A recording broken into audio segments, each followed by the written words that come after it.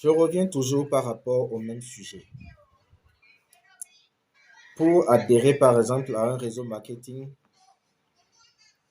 vous pouvez dépenser de 25 000 à 50 000, à 100 000, à 200 000 ou peut-être plus. Et il y a des centaines, des milliers de personnes qui adhèrent. En Chine, aujourd'hui, il y a l'ouverture commerciale sur le monde. En Chine, aujourd'hui, en Turquie, les Africains peuvent aller s'approvisionner en équipement industriel.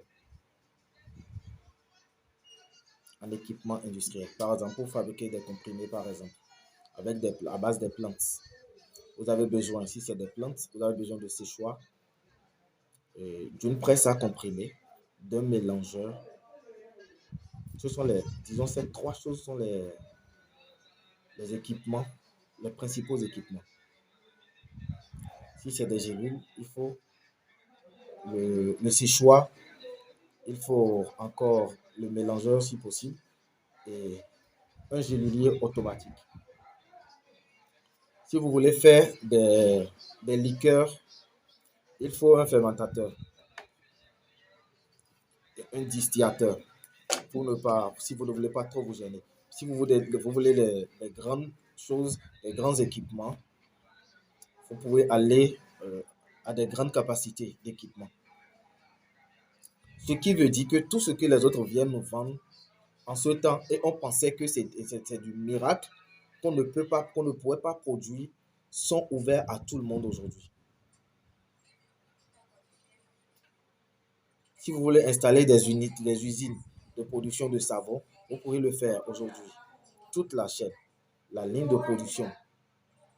Et lorsque vous voulez faire un truc d'une bonne capacité, qui peut aller de 300 kg ou 300 litres à 1000 ou plus, ça va avoisiner les 200 millions, les 300 millions, les 500 millions. Lorsque vous vous mettez ensemble dans les réseaux qui existent aujourd'hui, lorsque 1000 personnes ou 500 personnes décident de se mettre ensemble, et si c'est un projet de 500 millions, ils décident de cotiser sur 10 mois.